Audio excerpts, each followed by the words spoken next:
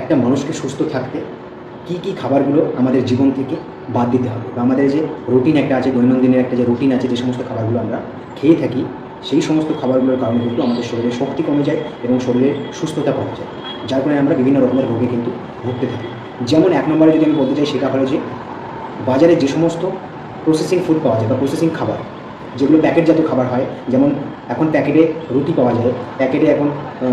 কী পাওয়া যায়, প্যাকেটে চিনি পাওয়া যায়, প্যাকেটে গুড় পাওয়া যায়, প্যাকেট জাতীয় যে সমস্ত খাবারগুলো বা প্রসেসিং ফুডগুলো যেগুলো আছে, যেমন ম্যাগি বলুন, নুডলস বলুন, এই সমস্ত যে সমস্ত খাবারগুলো আছে যেগুলো প্যাকেটজাত দ্রব্য,